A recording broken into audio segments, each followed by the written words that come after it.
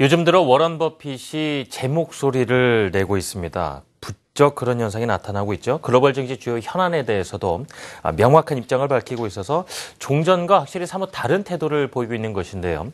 앞으로 증시 앞날을 예측하는 데 있어서도 상당한 참고가 될 것으로 보입니다. 그래서 이 증시 주요 현안에 대해서 워런 버핏은 어떤 이야기를 나누고 있을까, 어떤 이야기를 하고 있을까 말씀을 공유해 보도록 하겠습니다. 한국경제신문사 한상춘 논설위원 나와 계십니다. 이님 어서 오십시오. 네, 안녕하십니까? 네. 워런 버핏 참 이미지가 좋고요. 우리나라 분들도 상당히 좋아하는 투자자 아니겠습니까? 어떤 인물인지부터 그래도 많이들 아시겠지만 하나씩 좀 짚고 넘어갔으면 합니다. 예. 한동안 이분 얘기가 네. 국내 증시에서 다른 문제가 있기 때문에 얘기들이 없었어요. 네.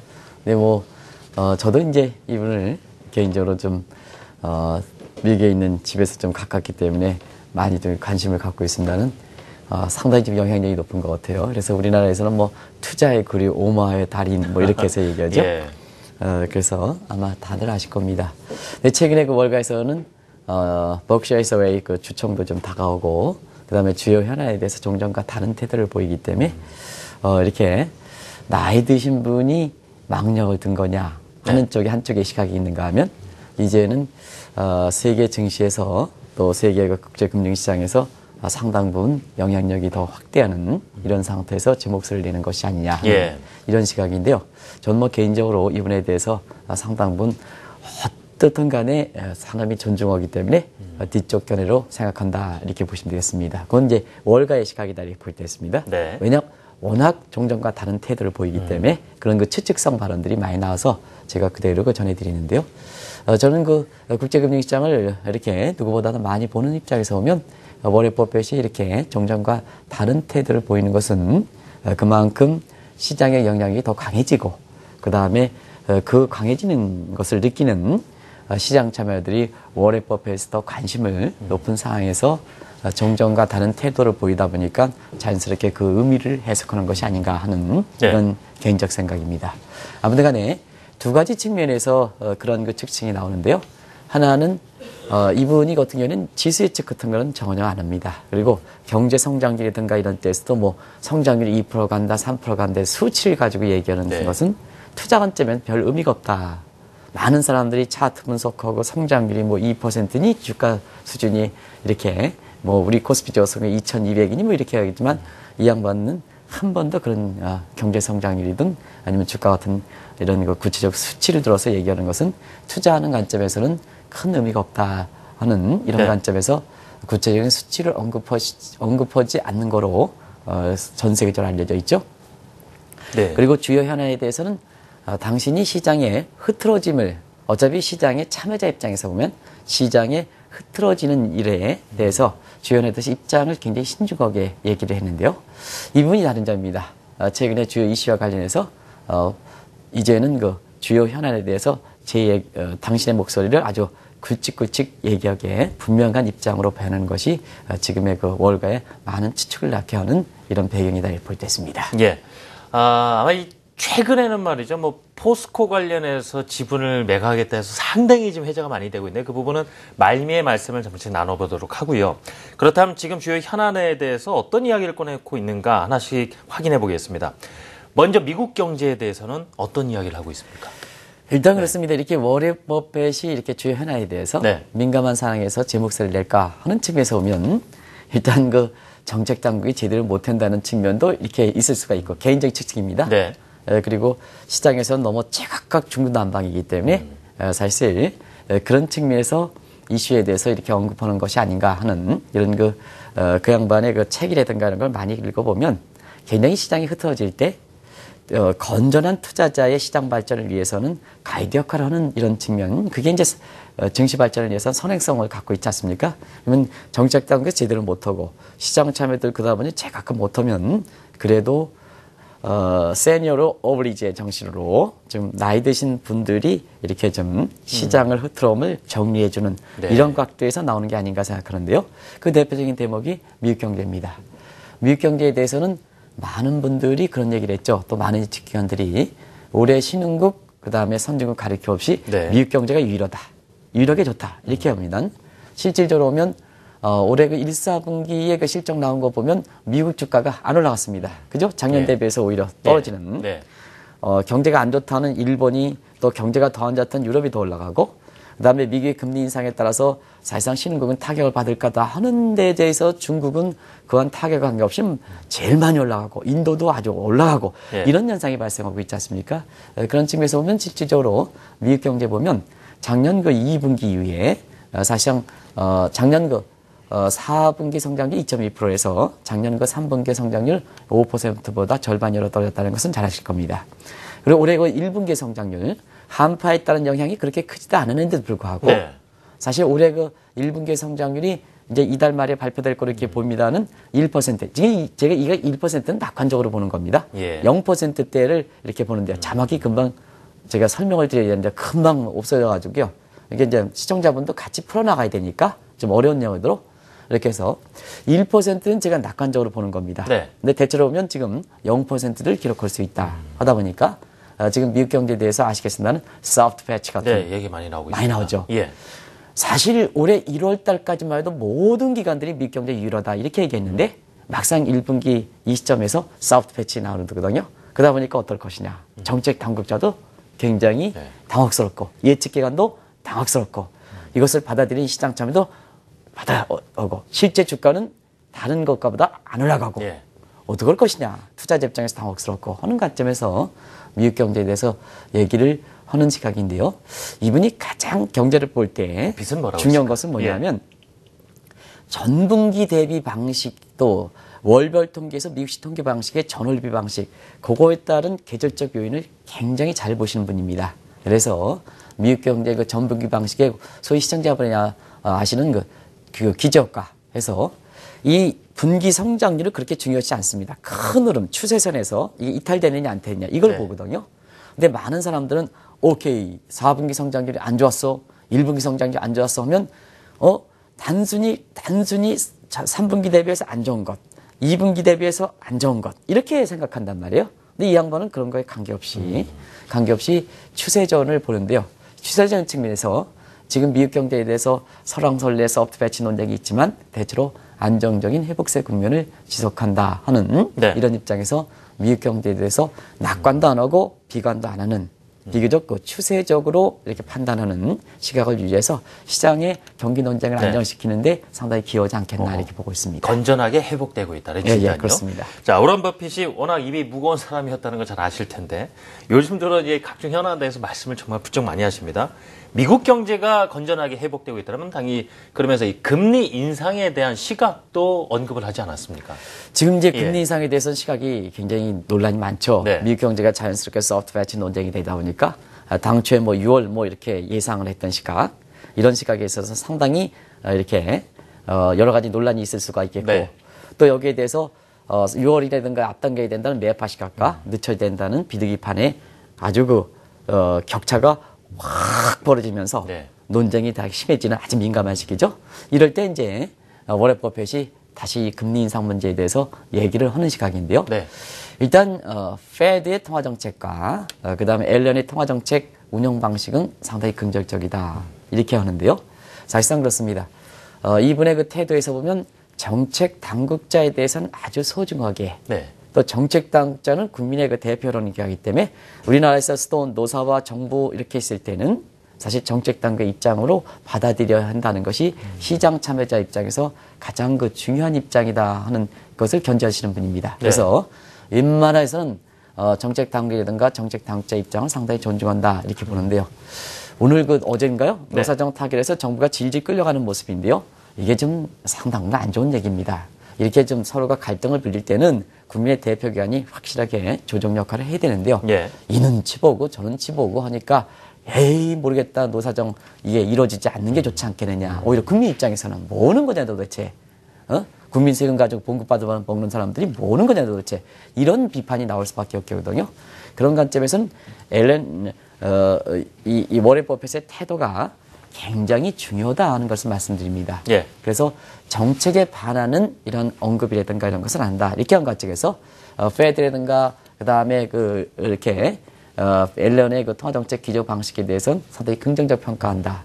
이게 실제로 좋아서 그러느냐, 네. 종전의 태도에서 나오는 거냐 하는 애매모호하다. 그러다 보니까 금리 인상 문제에 대해서 언급하는 것을 정확하게 그 입장을 밝힐 수 있지 않냐 생각하는데요. 일단은 정책 당국자가 신중지목해 못하게 바라는 것에는 비판을 하고 있습니다. 왜냐하면 페드의 금리 결정권을 갖고 있는 사람이 자기가 무슨 의회 연설이든 무슨 개인적인 연설이든 간에 매파는 매파대로 금리를 앞당겨야 된다. 예. 금리 결정권을 갖고 있는 사람이 네. 그 다음에 뭐냐 무슨 뭐 어떤 사람은 비둘기파는 어디 가서 뭐 금리를 했냐. 그러다 보니까 시청자 여러분도 골치 아프죠? 혼란스럽죠.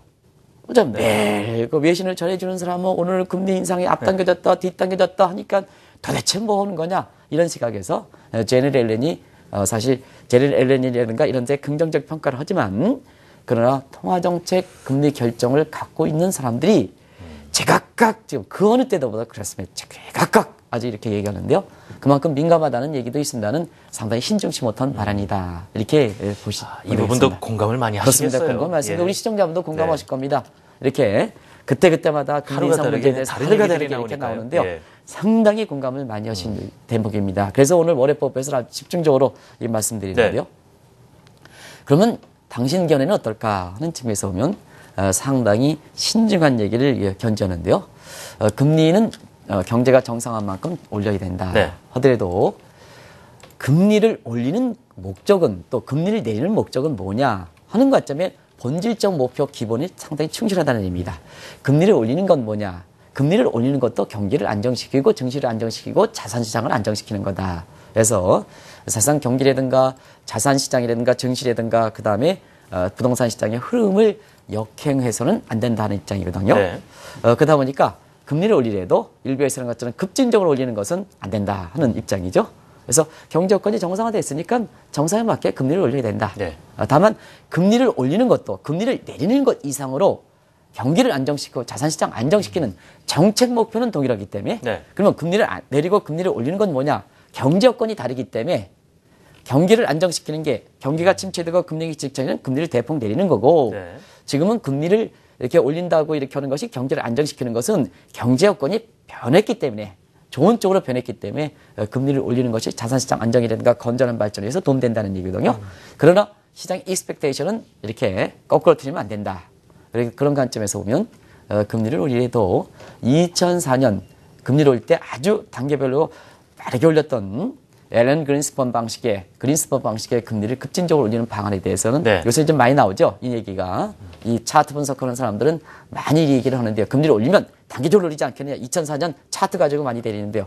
그 대목에 있어서는 경기 안정과 자산시장 안정이라는 측면에서 보면 네. 이렇게 점진적으로 올려야 된다는 입장. 그래서 상당히 중도적 견해이죠. 매파와 비둘파의 중도적 견해. 이런 입장을 네. 취하는 것이 이렇게 월요법에서의 견해다 이렇게 볼 수 있습니다. 그 외에 이 글로벌 시장에서도 화두가 되고 있는 부분이 바로 유로존 중에서도 그리스 문제가 되겠습니다. 이전부터도 일관되게 언급해온 부분이 있습니다만은 최근에는 워런 버핏이 더 강하게 어떤 이 부분에 대해서 표시를 했단 말입니다. 예. 요새 월요법이 유럽에 대해서 예. 특히 독일에 대해서 관심이 높죠. 자동차라든가 자동차 부품 회사라든가 이런 쪽에 관심이 상당히 높습니다. 투자도 이제 많이 그쪽에 하다 보니까요. 그래서 예. 그런지 유럽을 너무 칭송하다 보니까 예. 당신이 직접 투자해놓고 사실 유럽을 강조하는 상태에서 본인의 투자 수익을 높이기 위한 방법이 아니냐. 이런 그 도덕적 해이 문제, 투자의 도덕적 해이 문제. 네. 그래서 스마트머니들의 어떤 시장의 선도성을 이용해서 수익을 창출해가는 것이 아니냐. 잠시 이렇게 말씀드리겠습니다는 그런 게 아니냐. 하지만 이분이 이제 진행자께서 잘 말씀해 주셨습니다.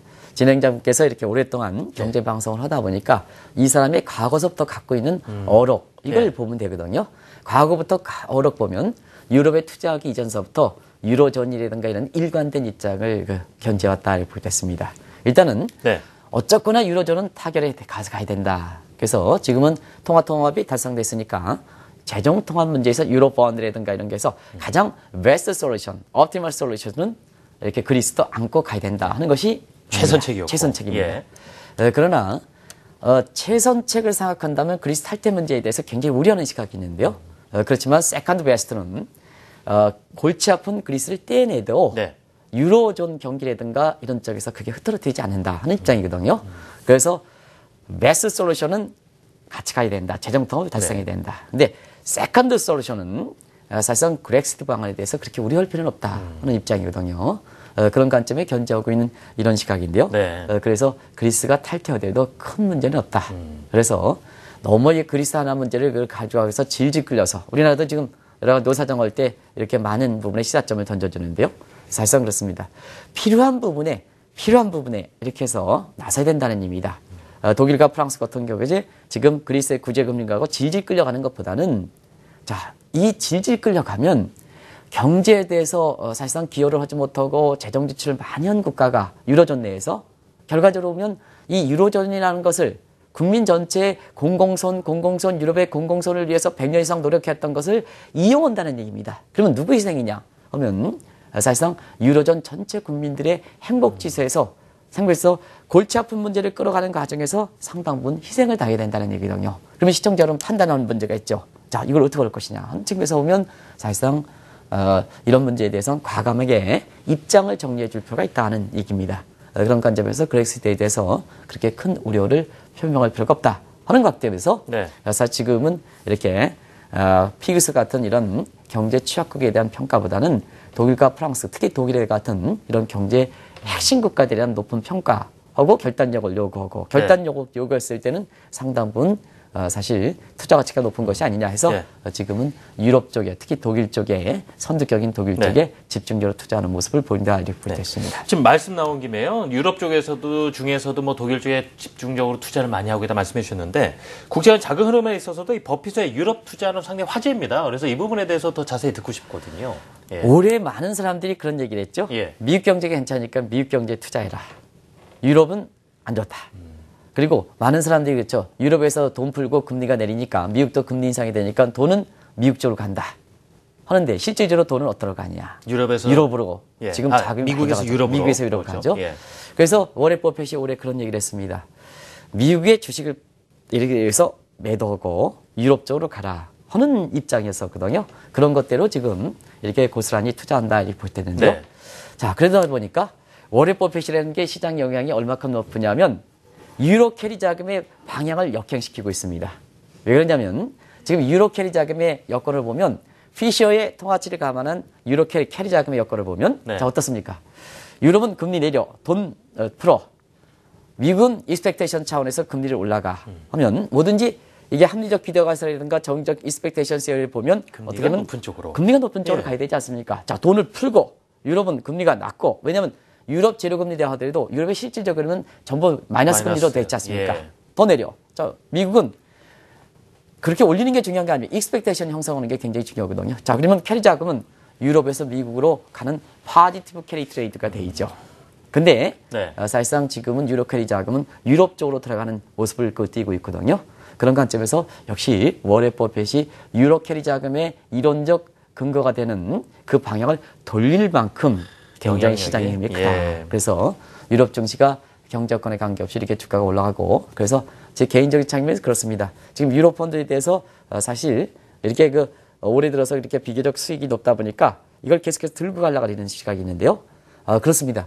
항상 유럽의 통화 문제가 제대로 진지되지 않는다면 지금 시점에서 욕심을 너무 과도하게 있게 부리는 것보다는 한 10에서 15% 수익이 나면 이거 정리하고 다른 투자 수단도 많으니까 그런 쪽으로 스위칭 한 다음에 다시 유럽을 좀 다시 지켜보는 이런 것도 좋지 않겠나 하는 생각이 듭니다. 유럽 통화 문제는 상당히 어렵습니다. 지금 그리스 문제가 다시 터지지 않습니까? 4개월 연장이 되면 될수록 6월 지나갈수록 다시 터진다. 어떻게 조정할 것이냐. 다시 연장시키겠죠. 근데 이런 문제에 대해서 워렌 버핏이 정리하는 거다. 볼 때 있습니다. 보통 지금까지 워렌 버핏의 어떤 투자 방식에 대해서도 벤치마킹 하려는 분들이 상당히 많았는데요. 투자 전략에 대해서도 전통적으로 유지해온 방식에서 많이 바뀌고 있다. 이런 얘기가 나옵니다. 우리가 그 중요한 말씀을 해주셨죠. 자, 앞으로는 투자에서 그렇게 큰 수익을 기록하기는 어렵습니다. 이런 얘기를 하죠. 이게 상당히 시사점을 던져주는 겁니다. 몇 가지 점에서. 이제는 시청자분도 뭐 다들 아시겠습니다는 이제 우리나라의 은행 부분에 넣어봐야 기다려봐야 돈 넣고 기다려봐야 이자 안 나온다. 그리고 금융상품에 넣어봐야 그렇게 강력하고던 수익이 안 나온다. 그 다음에 자 주식 보유해봐야 그렇게 높은 수익이 안 나온다. 그러니까 기다리는 투자를 그렇게 생각해 두면 이게 워렌 버핏을 보면 투자라는 건 기다리는 투자. 내가 돈 넣고 할 것보다는 기다리는 그 수동적 투자에서 지금 능동적으로 수익을 창출해 나간다는 의미입니다. 워렌 버핏 지금 투자 전략 보시기 바랍니다. 전부 인수합병 문제죠. 그죠? 인수합병 문제에서. 자, 내가 너희들 주식 투자해서 기다리느니 네. 내가 직접 인수해서 투자 수익을 능동적으로 창출하겠다 하는 입장으로 바뀌는 이런 모습이 지금 워렌 버핏이 사실상 투자해서 돈 버는 시대가 아니다 하는 입장으로 이 투자 전략이 이렇게 나오는 거다. 네. 투자 자체를 무시하는 건 아니다 하는 걸 네. 말씀드립니다. 또 한 가지는 우리가 보면 우리도 뭐 이 문제에 대해서는 얘기했습니다는 경쟁이 치열하다 보니까 자 이제 재테크라는 표현을 쓰지 말아야 된다. 자산 관리라는 표현을 써야 된다. 그래서 에셋 매니지먼트다. 그러면 기업은 노동과 자본을 가지고 매니지먼트지만 네. 시청자분과 이렇게 우리가 얘기하는 재테크하는 사람들은 있는 자산 가지고 매니지먼트 하는 거다. 그러면 매출은 뭐냐? 기업의 매출은 뭐냐? 이자 나오고 금융상품 수익이 나오고 그다음에 거기에 따라서 비용 들어가거든요. 수수료 들어가죠. 세금 들어가죠. 당신의 시간 코스트 들어가죠. 그래서 빼야지 당신에 들어오는 이득이다 네. 하는 관점에서 보면 지금은 경쟁이 치열하기 때문에 이자 같은 게 안 나오니까 빨리 스위치하십시오 하는 말씀을 드렸는데요. 사실 그런 각도에서 보면 매출이 그렇게 나오지 않는다. 예. 그러면 비용을 줄여야 된다. 비용을 줄이는 게 뭐냐? 남한테 맡겨놓으면 비용을 줄일 수가 없죠. 네. 수수료라든가 이런 게 줄여야 되니까. 예. 그다음에 M&A든가 이런 것도 남의 중개사, 자문사 이렇게 들어가는 게 아니고 직접 거래하는 거고 워렌 버핏도 뭐냐? 직접 남의 주식을 사고 기다리는 것보다는 내가 직접 인수를 해서 모든 것이 통합한다는 게 통합해야지 비용을 줄인다는 얘기거든요. 예. 그런 관점에서 얘기하는 거다 이렇게 예. 보겠습니다. 그래서 뭐 정작 이 투자를 할 때는 또 좋은 종목 고르는 방법에 대해서 언급을 하긴 했었는데 이 부분에 대해서는 우리 저희 어젠가에 앞서서 뭐 M&A 말씀하시면서 좀 뭐 세컨드 M&A 시장이라든가 좀 퍼보다는 확실히 좀 특허를 많이 가진 기업이라는 말씀을 해주셨는데 이제 시간상 좀 꼭 여쭤보고 싶은 것이 바로 이 포스코 관련된 것이었거든요. 네. 지난해 2분기죠. 4월에서 6월 사이에 그 매각을 다 했다라는 기사가 최근에서 이렇게 나왔는데요. 그 배경에 대해서도 상당히 궁금해들 하십니다. 결국 워렌 버핏이 예. 이렇게 주요 이슈에 대해서 얘기하는 시각이라든가 네. 그다음에 투자 전략이 바뀌는 것. 지금 당연히 바뀌어야죠. 예. 과거에 무슨 방식으로 하면 안 되죠. 완전히 지금 세상이 변하고 있는데요. 거기에 따라서 모든 게 바뀌어야 되지 않습니까? 예. 정책도 바뀌어야 되고 투자 전략도 바뀌어야 되고 좋은 종목 고르는 방법도 바뀌어야 되고 차트 분석도 달려야 되고 이런 거죠. 완전히 새로운 환경이니까. 예. 그러니까 투자의 현인이 아니겠습니까? 그런 측면에서 어제 우리가 퍼라든가 이런 거에서 자꾸 여기 와서 그 차트 분석 그 맞지도 않는 거 가지고 얘기하는 사람들이 많은데 그게 아니다. 지금 그런 보다는 여기 국제 특허 지수라 제가 간단히 말씀드리겠습니다. 예, 예. 그리고 포스코 얘기하겠습니다.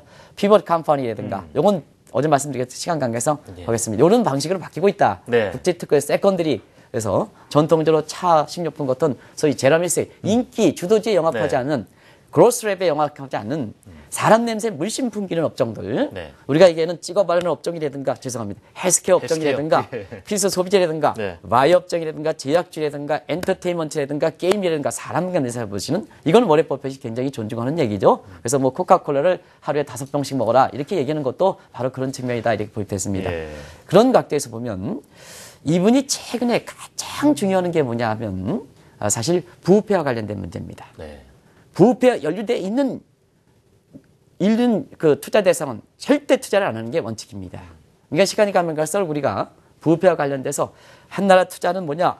부패는 그만큼 구름과 것처럼 장막을 가리는 거다. 내가 돈이 있었을 때, 진행자한테 돈 줬을 때, 네. 진행자가 어디에 썼으면 돈 대출해 주는 입장에서, 투자 입장에서는 내 돈이 어디 가 있기 때문에 안심을 한다는 얘기입니다. 투명할 필요가 있다는 네. 거고요. 근데 예. 내 돈이 갔는데 사실상 진행자께서 이게 어디에 썼는지 이렇게 장막을 가리면 네. 같은 돈을 꽂이더라도 굉장히 불안하다 하는 입장입니다. 네. 그래서 포스코라든가 뭔가에서 물론 업종 정보에서 철강이라든가 에너지 분야를 다소 비관적으로 보는 시각도 있습니다는 포스코는 사실상 전통적인 신흥국의 제조업이 서비스보다 강점을 갖고 있기 때문에 가장 신흥국의 제조업종을 선회해야 하고 그것이 한계 포스코가 가장 신흥국의 선진국은 서비스지만 신흥국은 제조업이니까 네. 제조업의 상징격으로 해서 애착을 갖고 있는데 이게 일부 매각이 아니라 전략 매각입니다. 8년여를 보유해 왔었는데 그렇습니다. 말이죠. 그럼 예. 투자 전략에서 보면 보시기 바랍니다. 네. 투자 전략에서 보면 앞서 말씀드린 같이 사실 피박 컴퍼니냐, 네트워크가 좋은 국가냐, 좋은 기업이냐, 그걸 보시면 됩니다. 네트워크가 좋은 기업이냐. 그러면 시청자 판단하시면 됩니다. 국제 특허주에서 뉴 트렌드에 쫓아가느냐, 철강 공법이라는 게 나오느냐, 또 세컨드리 M&A 시장에서 여러 가지 기업이라든가 뭔가에서 좋은 기업을 머지시켜가지고 굉장히 기업 가치를 느끼는 노력이 있느냐. 그리고 부정부패 문제에서 보시기 바랍니다. 연일 외신에서는 포스코의 이 부정부패 문제가 이렇게 나오고 있는데요. 결과적으로 보면 이러한 그 새로운 투자 전략에서는 맞지 않는다 하는 관점에서 이렇게 내부적으로는 어떻게 기준이 되지만 네. 이분의 새로운 전략에서 보면 맞지 않은 측면이 있기 때문에 포스코의 업종 자체가 뭐 철강 업종 자체가 이렇게 뭐 나빠졌다 이런 것보다는 새로운 뉴노멀의 월해법에서 방식으로 보면은 맞지 않는 측면이 있기 때문에 그런 그 시각을 이렇게 견제하고 있는 것이 아닌가 하는 네. 개인적 생각입니다. 이건 개인적 생각. 그래서 왜냐하면 투자 전략이라는 건 내부이고 그게 밖으로 밝혀지지 않기 때문에 예. 또 다른 그 내부 지점이 있겠습니다는 시장에서 받아들이기에는 새로운 투자 전략, 투자 기법 이걸 볼 때는 좀 맞지 않는 측면이 있다. 그래서 다른 기업한테 얘기하는데요. 지금은 뭐든지 이런 새로운 세계에서 평가하는 방식이 바뀌어지고 있기 때문에 이런 평가 방식을 국내 기업들도 수용하고 그럼 맞춰서 IR이라든가 이런 기법을 바뀌어야 된다는 얘기다. 펄이라든가 해서 전통적 방식보다는 새롭게 시장에서 돈이 몰려갈 수 있고 관심 있는 방향으로 바뀌어야 되고 네. 그런 관점에서 국내 기업들도 부정부패 이런 문제에서는 아주 클리어하게 입장을 정리해줘야 글로벌 기업으로서 많은 사람의 관심이 되고 많은 사람이 관심은 돈이 몰리게 되고 돈이 몰리게 되면 주가가 확 해서 한국의 국부를 창출시키는 거다 하는 것을 꼭 말씀드리고 네. 싶습니다. 자, 워런 버핏이 최근의 주요 현안에 대해서 어떤 언급을 내놓고 있는지 말씀을 나눠봤습니다. 한국경제신문사 한상춘 논설위원이었습니다. 위원님 고맙습니다. 고맙습니다.